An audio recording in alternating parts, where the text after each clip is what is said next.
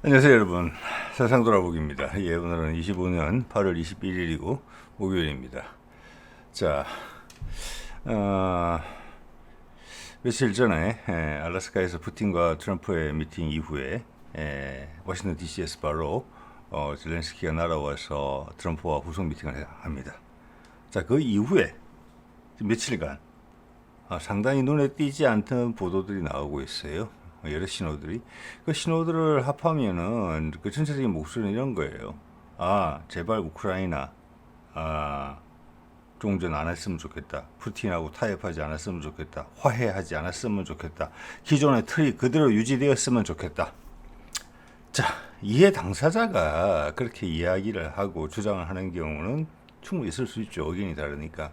그런데 그 중간에 아무것도 모르는 사람들이 단지 지시에 의해서, 분위기에 의해서 따라서 그렇게 하고 있어요. 자, 이것은 이제 그만큼 큰 변화가 코앞에 왔다는 것을 의미하고, 또는 이제 극적인 순간으로 갈 수밖에 없는 그런 상황이다. 소수가 물밑 작업하는 게 아니라 다 들고 일어나는 그런 분위기이기 때문에 회색 지대에 엮여서 되는 사람들은 자기의 의사와 무관하게 누군가를 위해서 복무했고, 그 복무의 방향이 전혀 세상에 그런 거 일치하지 않는다는 것을 깨닫게 되기 때문에 그런 것입니다. 자, 이런 부분에서 우리나라에서 조금이라도 한 명이라도 더 이 흐름을 볼 수 있는 사람이 많아진다는 것은 향후 변화가 발생하고 그 이후에 일이 전개되는 데 있어서, 물론 이미 그렇습니다만은 지정학적으로도 그렇고 전체 흐름으로 봐도 무게 중심이 태평양을 건너서 이쪽으로 오고 있는 것이기 때문에 그렇지만, 우리 개개인들도 그런 상황을 인지할 수 있는 분들의 숫자가 늘어나야 된다. 네, 우리 국민 모두한테 해당되는 이야기가 아니에요. 이런 게 저도 이게 채널 여러 해 했고 이제 구독자분들도 어느 정도 계시기 때문에 그분들은 그런 성향을 가지신 분들이라고 제가 개인적으로는 판단을 하고 있거든요. 자, 그래서 지금의 상황이 울부짖고 있는 그런 상황이다. 예.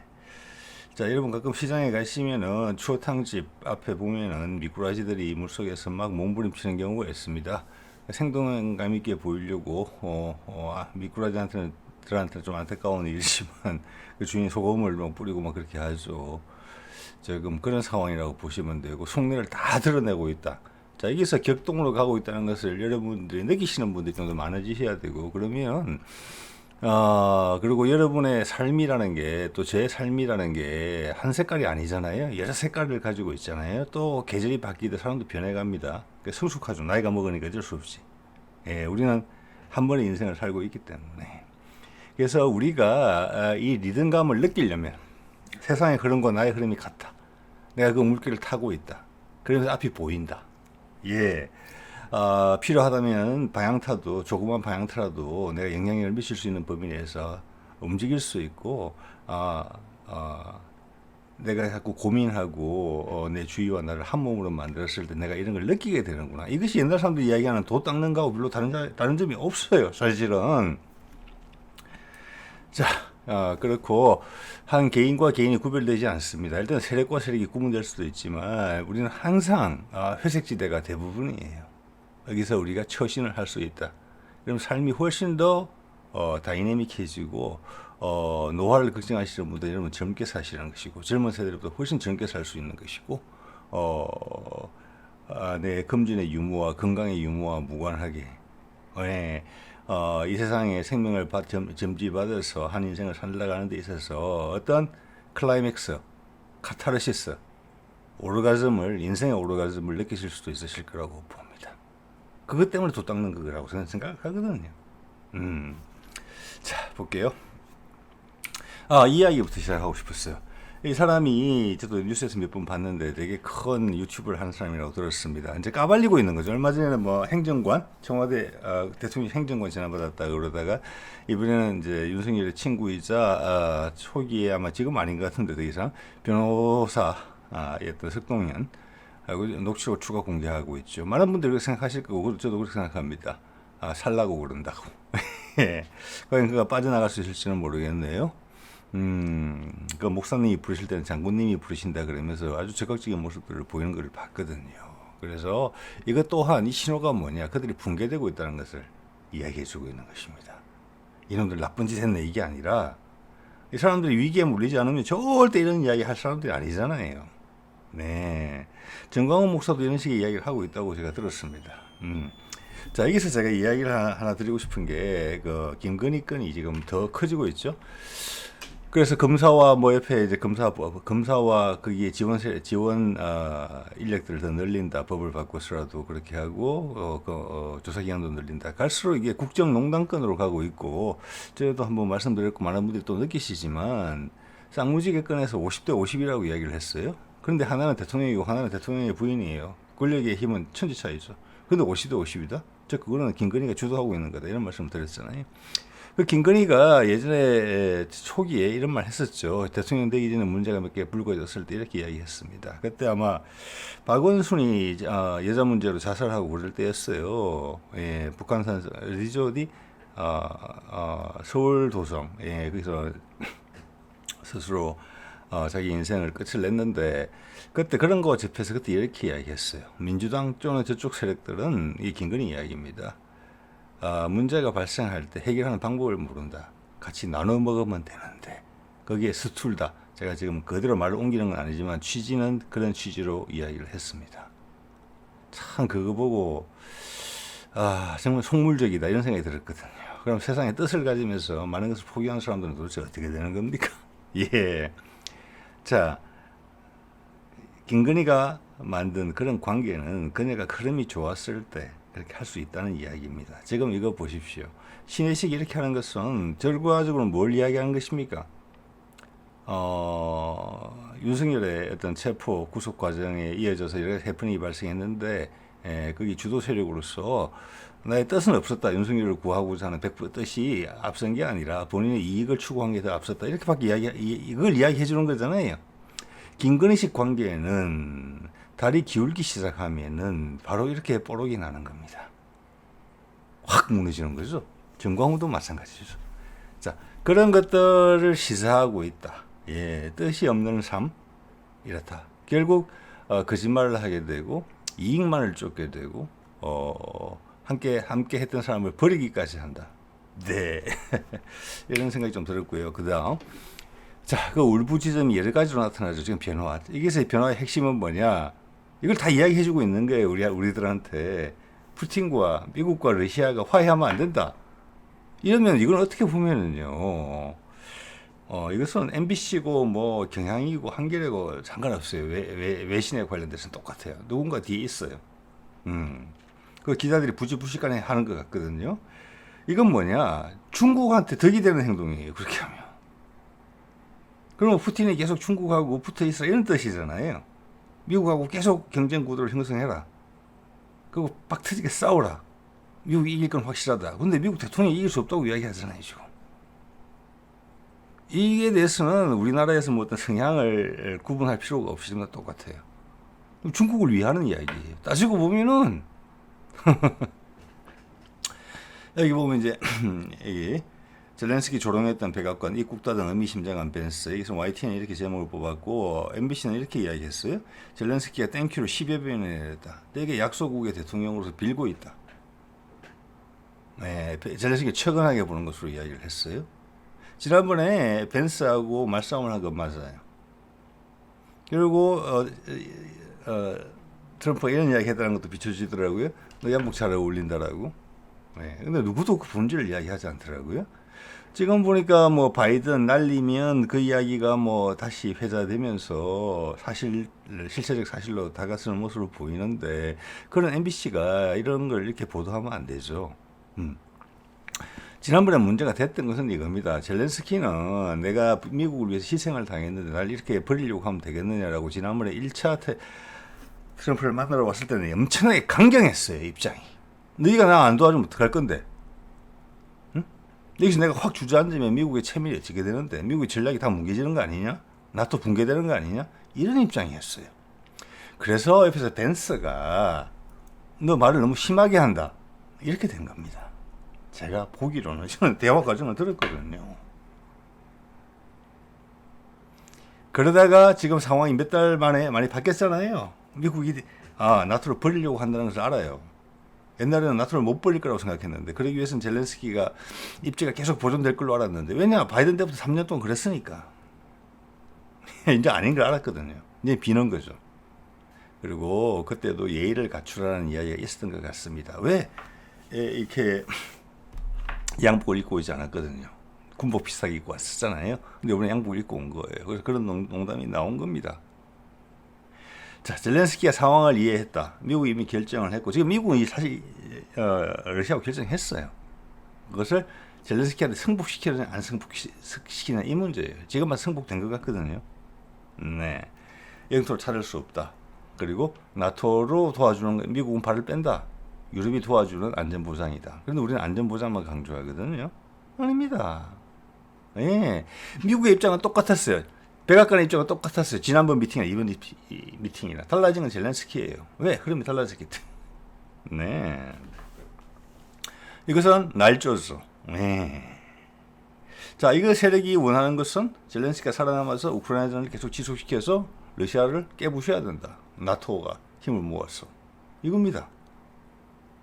근데 미국은 푸틴과 이렇게 화해하면서 중국을 견제하려고 하거든요. 거기에 대해서 우리의 입장은 뭐예요? 중국에 대해서 이 상황이 중국에 어떤 영향을 미칠 것 같으냐? 예.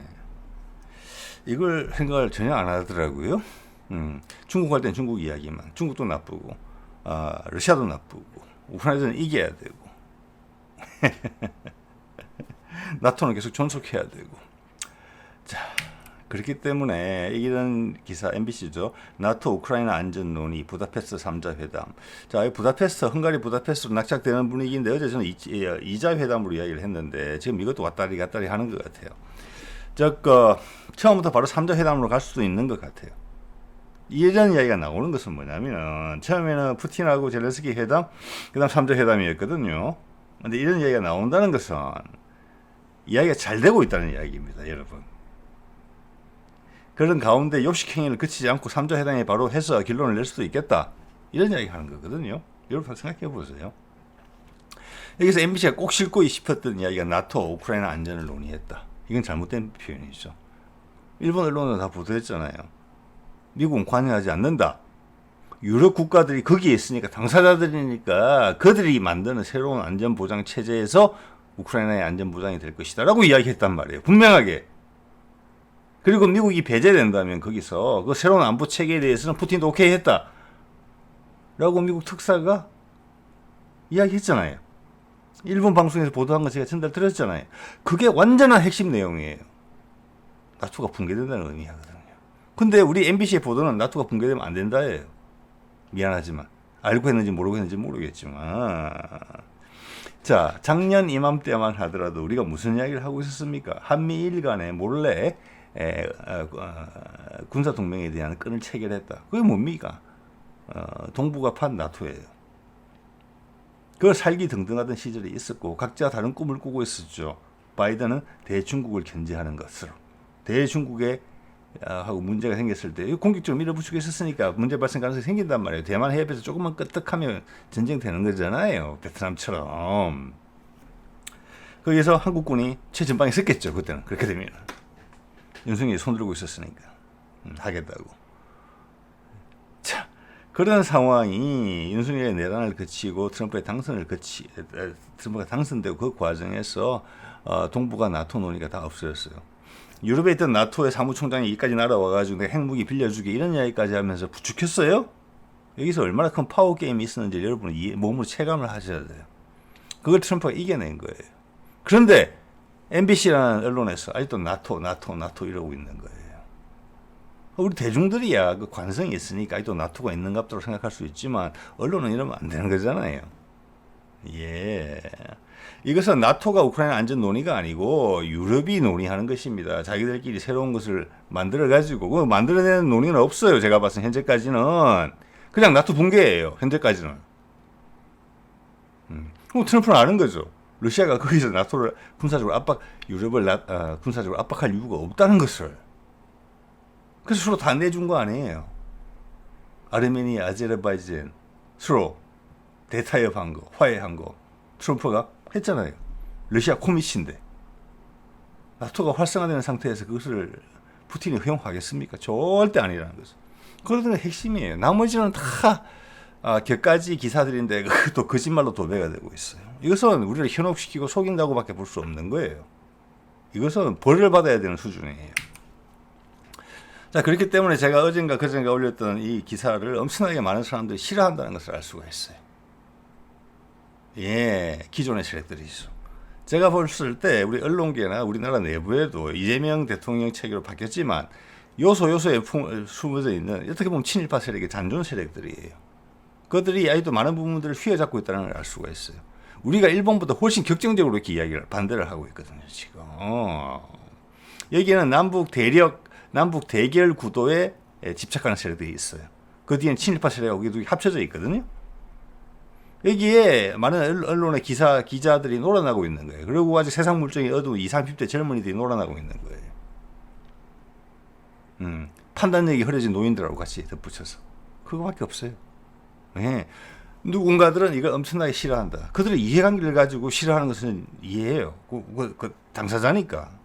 그런데 이게 놀아나는 것은 안타깝고 불쌍한 일이죠. 그런 쪽을 하나라도 구제하고 싶은 그런 마음일 수도 있습니다. 제가 지금 이런 말씀을 드리는 것은. 그래야지 되는 거잖아요. 사실은. 네. 그러면서 이런 보도도 나와요. YTN에는 돈 대신 물건으로 암울한 러시아 소련 붕괴 이후 초유의 상황. 이런가요, 지금? 러시아가? 절대 안 그렇습니다. 러시아? 경제 성장률 되게 좋습니다. 그래서 푸틴의 지지율이 80%가 넘는 거예요. 네. 근데 지난번 푸틴이 선거할 때 뭐 정적을 살해했다? 그걸 전 세계 기사화 시켰죠. 악마화하면서. 바이든 때죠. 내가 지지율이 80%가 넘는데 전 세계에서 화살을 받을 수 있는 그런 일을 왜 벌리겠습니까? 푸틴이. 먹고 살기 괜찮아요. 안정됐어요. 푸틴이 장기 집권하면서 뭐 앞으로 또 독재자로 돌변할지 그것까지는 모르겠습니다만은 붕괴돼 가지고 전 세계의 웃음거리가 됐던 우리한테 항공모함을 고철값에 팔고 그러던 나라에서 그게 90년이에요, 여러분. 90년대에 있었던 일이지 않습니까? 군사기술 싼값에 팔아먹던 그런 나라에서 지금 30년 만에 돌아섰잖아요. 다시 회복했잖아요. 그러면 푸틴은 러시아에서 영웅이에요. 우크라이나전에서도 이기고 있죠. 미국이 타협하려고 그러죠. 러시아 사람들이 모르겠습니까, 그거? 그리고 브릭스를 통해서 견뎌냈잖아요. 미국 너희가 함부로 그렇게 하면은 우리 반대 전선을 강력하게 구축할 수 있어. 중국과 인도를 땡겼잖아요. 동남아시아 국가들도 다 땡겼잖아요. 중동도 다 땡겼잖아요. 네. 이런 바보 같은 기사를 쓰고 있다니까요. 이건 새빨간 거짓말입니다. 네, 처벌받아야 돼요. 자, 또 이람뉴스 이런 기사를 썼네요. 러시아 북극권 이용해 침공할라. 나토 동맹군 혹한기 생존훈련. 이거는 언제 기사인지도 모르겠어요. 제 제목만 보고 가져온 거거든요. 지금 혹한기 아니잖아요. 여름이잖아요. 북반구는. 북극권 이용해서 침공할라? 그러면 조금만 생각해보면 우리 북극항로하고 이재명이 지금 목숨 걸고 있는 북극항로하고 이거하고 충돌되는 거 아닌가요? 네, 이거는 이게 몸부림이라고 합니다. 제가 표현한 것인데 처절한 몸부림이라고. 그 외에 다르게 표현할 방법이 없습니다. 사실은. 트럼프하고 푸틴의 인형을 갖다가 벽에다 걸어놓고 바늘로 콕콕콕 찌르는 거예요. 저주를 하면서. 그래서 우리 전 국민들한테 그걸 세뇌시키려고 노력하는 거예요. 요 뒤에도 세력이 있을 거잖아요. 남북 대결 구도에서 먹고 사는 세력. 더하기 친일 세력. 그 결과물이에요. 어떻게 보면 윤석열하고 결이 맞는 세력들이 아직도 군데군데 퍼져 있다는 거예요. 자, 이런 기사 양반이에요. 러시아 견제하는 유럽 항공무기 전면 배치. 항공무기를 전면에 배치한 나라가 폴란드밖에 현재는 없는 것 같은데, 뭐 루마니아가 좀 사고 뭐 이러나요? 이런 거는 좀 우리 방산산업 쪽에서 좀 부추기는 그런 표현이라고 볼 수 있는데, 여러분 이거 제가 채널에서 다뤘지만 아시는 분들 아실 겁니다. 폴란드는 지금 러시아와의 전쟁에 우크라이나 다음으로 자기들이 용병처럼 쓰일까봐 엄청나게 걱정해요. 사실은. 네. 그리고 거기도 약간 준 독재 같은 시스템이거든요. 폴란드도 자, 그래서 겉으로는 러시아에 대한 위협을 이야기하지만 유럽 전체에 대한 서운함이 있어요. 이 슬라브 계열들이 항상 그 약간 서자 취급을 받았거든요. 지금 독일이나 프랑스나 영국 같은 주요국들에 의해서. 자, 이게 지금 폴란드가 하는 것은 폴란드의 중흥을 꿈꾸고 있는 겁니다. 자, 나토가 지금 붕괴됐죠. 그 이후의 세상에서 서로 완전 판짜기가 달라지고 폴란드가 이제는 버퍼존이 아니라 러시아와 서유럽이 같이 일을 하게 되면 그 가운데 중심이 돼요. 유럽에. 왜? 러시아가 유럽으로 들어오게 되면 폴란드나 슬라브 국가들이 중심이 돼요. 그 연결고리 역할을 하게 돼요. 그래서 우리가 문재인 때 헝가리, 체코, 폴란드 이런 데다가 투자를 했던 것입니다. 그 성과물로서 이번 방산이 들어가는 것이죠. 그 폴란드는 이 흐름을 모르지 않아요. 이제 끝났다는 걸 알 거예요. 나토는 유명무실해요. 늦게 들어간 스웨덴이나 노르웨이, 핀란드 이런 데가 진짜 수장들이 세상 물정 모르는 거예요. 추운 데 있어서 그런지. 그래서 폴란드는 유럽의 강국으로서 부상하기 위한 꿈을 꾸고 있는 거예요. 러시아는 핑계를 대면서 그렇게 이해를 하셔야 된다고 봅니다. 자, MBC도 이런 말 했어요. 미 전문가 한미 정상회담 기간 북한의 도발 가능성 배제 못해. 이것은 정말 무책임한 발이라고 생각을 합니다. 미 전문가는 다 맞습니까? 아니 우리가 MBC도 그런 거 비난하는 거 제가 봤거든요. 비판하는 거. 정가온 계열에서 기독교 단체들에서 모여서 개신교에서 말입니다. 윤석열을 구제하자면서 성조기하고 태극기 같이 드는 장면을 비난하잖아요. 그런데 이런 기사를 보면은 MBC도 똑같은 거예요. 그들도 성조기하고 태극기 같이 들고 있어요. 미의 전문가가 이야기하면 다 맞는 말이에요. 미 전문가가 다 똑같습니까? 그 성향도 구분 안 하고 이야기를 하는 거예요. 이 흐름에 대해서 저는 이해를 못 하고 있다는 거예요. 그걸 알려주는 거예요. MBC 난 바보다. 외교 문제에 있어서는. 뭐가 중요한지 난 전혀 모르겠다. 이 이야기예요. 다른 기사들도 그래요. 제가 봤어요. 한미 정상회담 기간 북한의 도발 가능성 배제 못해. 얼마나 말초적인 발언이에요. 이걸 누가 좋아해요? 지금 푸틴하고 트럼프하고 화해할까봐 몸이 달아서 울부짖고 있는 그들이 좋아하는 말이에요. MBC가 그들하고 같은 편이에요? 아니에요. 내란 기간 동안 반대편에 서 있었잖아요. 많은 국민적 지지를 받았잖아요. MBC가. 근데 이런 기사를 싫어요? 그 전문가가 누군지도 모르고. 자, 그 전문가는 여기 있습니다. 빅터 차 밑에 사진은 제가 넣은 겁니다. 구글에서 검색한 사진 제가 캡처해서 바로 넣은 겁니다. 한국 석재 미국 전략국제문제연구소. 저도 이거 여러 해 하고 있기 때문에 이 사람의 뭘 여러 번 봤습니다. 뭐 직접 본 게 아니고 인터넷 상에서 또 유튜브 상에서. 이 사람은 지금 트럼프 행정부하고 결이 전혀 다른 인물이에요. 바이든하고도 달라요. 이 사람은 미국의 뭐라고 할까 딥스테이트 패권 대결 구도에서 미국이 계속 이길 수 있다고 생각하는 입장이에요. 즉 중국하고도 싸워서 이길 수 있고 러시아와 싸워서 이길 수 있고 북한은 항상 적이고. 전혀 다르요. 화해 무드가 아니에요. 한때 이런 사람들 항상 인기가 있었겠죠. 남한 정부를 지지해 주니까. 지금 아니에요. 최소한 트럼프와 결이 다르다는 이야기를 해줘야 돼요.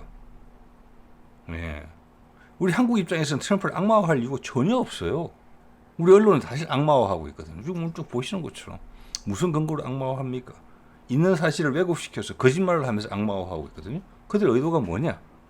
푸틴하고 화해하면 안 돼. 누구도 종전선언, 북미 종전선언 이야기를 하지 않지만 우크라이나전이 해결이 되면 북미 종전 가능성이 높다는 것을 다 알고 있다는 이야기입니다. 그러면서 이렇게 하는 거니까 그건 MBC고 뭐 한겨레고 경향이고 상관없다는 거예요. 얼마나 사악합니까? 그 뒷생각을 감안하면. 빅터 차는 딥스테이트의 인물입니다. 그 사람 말을 딱 개인 하나만을 해서. 그리고 그 미국 전략국제문제연구소 여기는 패권 구도에서 미국이 계속한다. 지금 방향이 바뀌는 거 여러분 개인적으로 판단을 하시고. MBC도 그러니까 우리나라 언론들의 기본 틀은 그래서 울부짖는 것입니다. 기존의 흑백 구도가 이제는 다양한 다양한 무지개색으로 바뀐다. 라는 것을 인정하지 못하고 그게 저항하는 말단으로서 그들의 기관지로서 활용되고 있을 따름이 심지어 MBC조차 이거와 반대되는 의견 가진 사람은 무수히 많을 거예요. 트럼프 행정부에 한번 문의해 보세요. 이런 이야기 나오는지. 그들은 행정력을 가지고 실제 권력을 갖고 있는 현재 권력이에요. 행동을 옮기는 사람이에요. 여기는 찌그러져서 비판하는 사람이고. 그리고 여기 이야기하는 내용을 볼까요? 참 근거 없이 이야기하죠. 빅터 차는 언론 브리핑에서 북한이 다음 주에 어떤 행태의 행동을 할 가능성을 배제할 수 없다. 이유는 뭐냐? 다음 주에 세 가지 상황이 겹친다. 하나는 한미 정상회담, 두 번째는 현재 진행 중인 한미 연합훈련, 절반 줄여서 기동훈련은 절반 줄여서 하고 있죠. 세 번째는 미국과 북한 사이 어떤 접촉이나 외교가 없다는 점. 미국과 북한 사이 어떤 접촉이나 외교가 없은 지는 도대체 몇 년 된 겁니까? 이게 전혀 근거가 없는 이야기. 내가 꿈에서 꿨더니 이렇더라. 이렇게 이야기하는 것밖에 안 돼요. 근데 이걸 실어준다? MBC 판단력이 그거밖에 안 되는 것입니까? 여러분 보세요. 한미 정상회담 한다고 북에서 내려와서 치겠다? 그러면서 이렇게 이야기하죠. 이들 상황의 조합은 우리의 실증적 연구가 보여주듯이 좋은 조짐이 아니며 북한의 적대 행위로 나타날 수 있다. 예, 전혀 개연성이 떨어지죠. 이것을 실어주는 MBC는 저는 이해할 수가 없다고 봅니다. 예. 자, 좀 전에 빅터 차가 이야기한 거 거의 모스탄이 이야기하는 거 똑같아요. 모스탄이 이렇게 이야기했죠. 뭐 여러 가지 이야기했으면 부정선거부터 해가지고 뭐라 그랬더라? 이재명이 그 소년원 갔다는 이야기? 예, 뭐 저기 성범죄 비슷하게 무슨 댐에 가서 안동댐인가 어디 가가지고 해서 복무했다. 저기 감방을 살았다 소년원에서. 근데 따지고 보면 숫자 하나도 안 맞죠. 안동댐이 언제부터 있었는지 그 시간에 그가 뭘 했는지. 근데 나중에 자꾸 캐물으니까 그게 뭐 이거 이 건인지 아니면은 부정선거 건인지 모르겠습니다만 그가 그랬죠. 꿈에서 하느님이 말씀해 주셨다고. 그 이야기랑 좀 전에 빅터 차가 한 이야기랑 거의 같은 부류입니다. 이게 울부짖는 거 아니면 뭡니까? 이거 절대 안 돼! 어떻게든 안 돼! 이 변화는. 그 변화의 핵심은 푸틴과 트럼프의 화해에 있는 것입니다. 그 다음은 미국과 북한의 화해라는 것을 이야기해주고 있는 거. 근데 울부짖고 있잖아요. 항변해주잖아요. 네.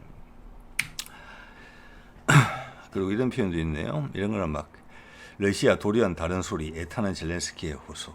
예. 이거는 뭐 바늘로 콕콕 찌르고 있는 거죠. 안 될 수 있다, 안 될 수 있다, 안 될 수 있다. 얘들은 안 될 거야. 여러 가지 안 될 수 있는 신호가 너무너무 많이 나오고 있으라고 거짓말을 쏟아붓고 있는 중입니다. 예. 여기는 언론사가 언론사와 무관해요. 자, 오늘 타스 통신을 봤습니다.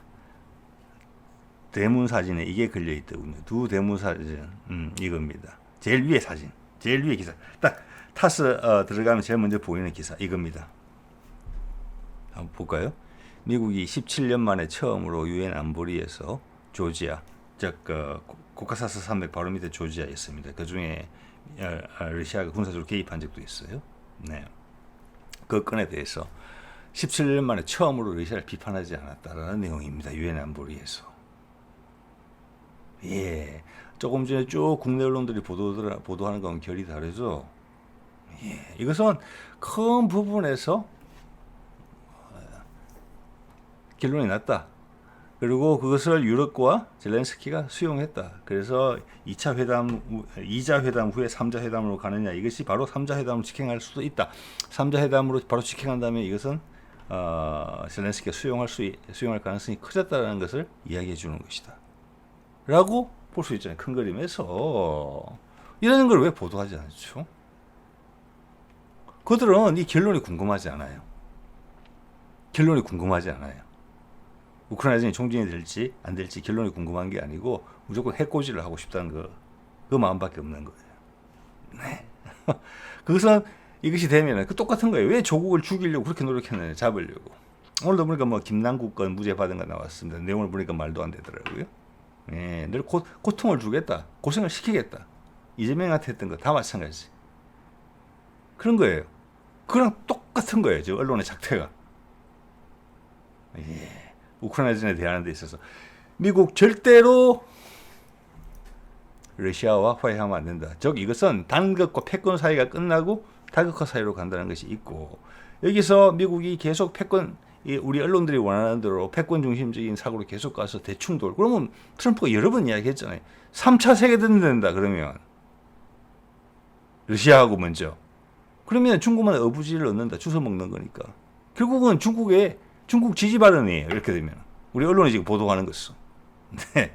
자, 다른 큰 대문 사진은 이겁니다. 컬슨. 지금 두 개 지역을 어제도 말씀드렸죠. 두 개 지역을 양보할 수 있다. 점령된 지역에서 자포리지하고 컬슨 지역이에요. 컬슨은 제일 남쪽에 있어요. 크리미아 반도가 가까운데. 거기에 지사의 이 지사랑인 것 같습니다. 지금 일단 공화국으로 일단 편입되어 있는 부분이고 지금 러시아가 합의한 것으로 보이는 것에 따르면 여기하고 자포리지는 포기한 것으로 되어 있어요. 그것은 러시아 입장에서 큰 양보예요. 그게 최종 결론으로 가는 핵심이었다고 본다고 제가 여러 번 말씀드렸거든요. 트럼프는 유럽을 제압해 줬어요. 더 이상 우크라이나에 지원한다거나 공격적으로 한다. 이런 부분들을 못하게. 미군이 거기 안 들어간다고 했잖아요. 그럼 유럽군이 거기 들어가봐야 의미가 없어요. 왜? 나토 전력의 80% 이상은 미국이거든요. 네. 아니, 영국도 탱크도 200대도 안 되고 프랑스도 탱크 2, 300대밖에 안 될 거예요. 그것도 다 과거 탱크지. 우리 K2에 비할 바가 아닌 탱크들이잖아요. 그 합쳐서 4, 500대밖에 안 되는 탱크. 그중에 몇 대나 가동이 되는지도 모르겠어요. 병력도 각각 10만 전투 병력도 아니에요. 아프리카의 소국들 때려잡는 그런 용도로 쓰는 병력이에요. 지난 30년간. 뭘 하겠습니까? 그 병력 가지고. 네. 자, 그게 의미심장하잖아요. 그 지사 할양될 수도 있어요. 다시 우크라이나 돌아갈 수도 있는 지역의 장이에요. 그가 이런 말 했다는 거죠. 종전 후에 러시아와 우크라이나 관대하게 화해할 수 있어. 나는 비록 우크라이나 돌아갈 수 있지만 내가 우크라이나에 속하느냐 러시아에 속하느냐 그런 것이 중요하지 않을 그런 분위기가 될 것으로 기대한다는 뜻으로 저는 이해를 합니다. 왜? 그건 안타까운 거니까요. 기본적으로는 자, 이런 것들이 보여주는 신호는 지금 러시아는 여태까지의 조심스러운 그런 표현에서 어제 제가 말씀드린 부분까지 포함하면 상당히 낙관하고 있다. 무슨 일이 생길지 모릅니다만 현재는 낙관하고 있다. 자, 미국은 여기서 여론을 전 세계 여론을 주도해야 되는 입장이에요. 러시아는 좀 더 솔직하게 이야기할 수 있어요. 왜 이런 것들이 저 아니면 국내에서 누가 이야기를 해주겠습니까? 안 보이니까. 그렇지만 이 현재 이 상태를 주도하고 우크라이나를 종전시키는 책임과 실행을 미국이 하는 것으로 비춰지고 있어요. 트럼프가 일단 영웅이 돼야 되는 부분이 있거든요. 그 점에 대해 있기 때문에 전 세계 여론이 보고 있기 때문에 미국은 훨씬 신중하게 이야기를 하고 있고 신중하게 이야기한다는 것은 아주 드라마틱하게 결론이 났을 때 그것을 득점을 극대화하겠다 하는 그런 쪽으로 이해할 수도 있어요. 예. 자, 그래서 역시 타스에 이런 이야기가 났네요. 이게 미국의 정확한 포지션이라고 생각을 합니다. 미국의 부통령 벤스가 우크라이나전이 어떻게 될지 잘 모르겠다, 확신할 수 없다라는 제목이 단 것을 타스에 실었습니다. 그 밑에 이런 이제 소제목이 이렇게 이야기를 하고 있죠. 벤스가 불확실성은 있지만 분명한 진전이 있다. 근데 러시아는 저렇게 낙관하고 있고 미국은 낙관하지 못한다. 이렇게 비교가 될 수 있는 대비가 되는데 이것은 제가 좀 더 그렇게 해석을 풀이를 해본 한 이유가 되겠습니다. 트럼프는 전 세계 언론이 보고 있기 때문에 이걸 가지고 되게 드라마틱한 결과를 도출해야 돼요. 그것은 푸틴도 원하는 바예요. 탄력을 살려야 되거든요. 그리고 그게 우크라이나전 다음에 진짜 메인 게임인 북미 종전까지 탄력을 받아 살려서 가야 되거든요. 점프가 돼야 돼요. 자, 우리는 그게 좀 먼 이야기처럼 일단 이재명 이야기를 하고 있지만 사실은 상당히 단기간 내에 노리고 있다. 왜? 트럼프 시간이 많이 없으니까. 예. 지금 트럼프가 FRB 의장 사퇴하라, 연방준비위원회 거부하고 이런 게 있죠. 지금 그 자본과의 알력이 지금 있는 겁니다. 그 틈새를 노리고 이스라엘 네타냐후가 가자에 대해서 무모한 짓을 벌이고 있는 거예요. 자, 그 자본 세력한테 FRB로 대표되는 자본 세력한테 트럼프가 먹거리를 주고 내가 매력적으로 보인다는 걸 알려줘야 돼요. 네타냐후 생각이 안 나고 그냥 이스라엘만 살면 되지라고 그 자본을 생각할 수 있게. 예, 그래서 진도는 빠를 거다고 보는 거예요. 예, 자, 오늘 이 이야기가 나왔죠. 게이츠가 예방을 했는데 최근에 일론 머스크가 두 건을 통해서 배터리 그리고 또 그들 AI 칩은 삼성전자, 배터리는 뭐 한국 기업 뭐 LG인지 어딘지는 모르겠습니다만은 일론 머스크 같은 경우는 TSMC를 대체하는 대체 수단으로서 삼성을 그리고 배터리 같은 경우는 중국 업체를 대체하는 것으로. 이것은 미국과 한국과의 관계가 돈독해지고 중국 가면 대접 엄청나게 잘 받을 거예요. 일론 머스크 특히 트럼프랑 싸우고 나왔으니까. 그렇지만 그렇게 가지 않는다. 트럼프 들었고 치사하고 안 입굽지만 중국은 못 가겠다. 왜? 한국하고 비즈니스 크게 할 것 같으니까. 그게 일론 머스크의 생각이에요. 자, 빌 게이츠 제가 한두 번 말씀드린 적이 있습니다. 두세 번 말씀드린 것 같아요. 1, 2년 전만 하더라도 코비드가 한참일 때 해외에서 이야기를 하면은 중국을 비난하지 않았습니다. 러시아는 이런 점이 좀 부족해. 러시아는 기초기술은 뛰어나. 수학도 아주 잘해. 그렇지만 상업적인 부분에서 너무 약해. 예. 인도 언론이 당연히 러시아랑 더 친하죠. 러시아의 우호적이고 중국에 대해서 적대적입니다. 그래서 중국에 대해서 비판을 그것을 꼬집어 줄 것을 압박하면서 게이츠한테 물었단 말이에요. 제가 그 장면을 분명히 기억하고 있습니다. 근데 게이츠는 이렇게 이야기했습니다. 중국에도 기회가 많다고. 네, 그겁니다.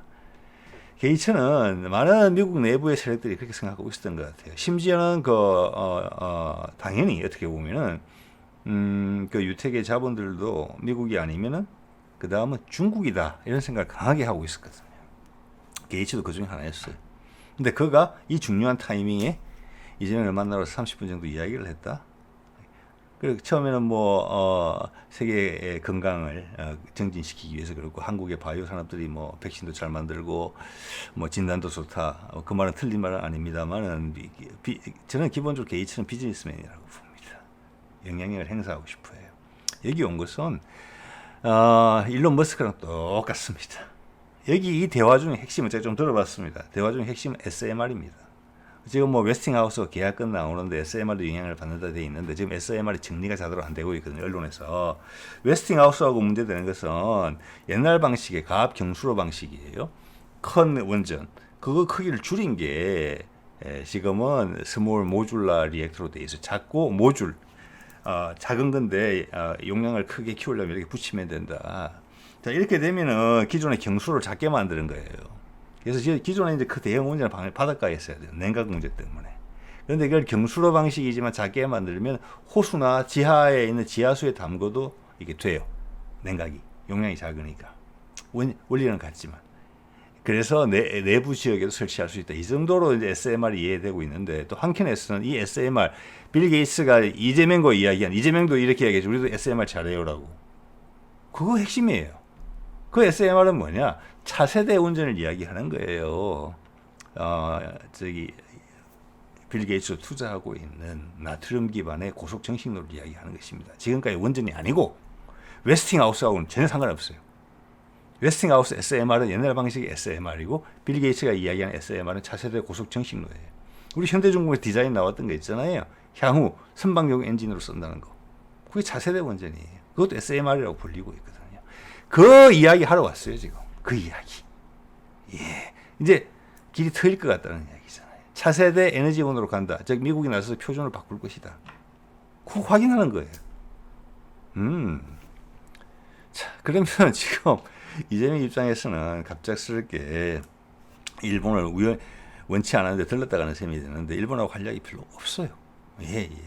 자, 그리고 이런 이야기 했거든요. 지금 일본 요미우리하고 무슨 인터뷰를 한 걸로 기억이 나는데 언론사 틀릴 수도 있습니다.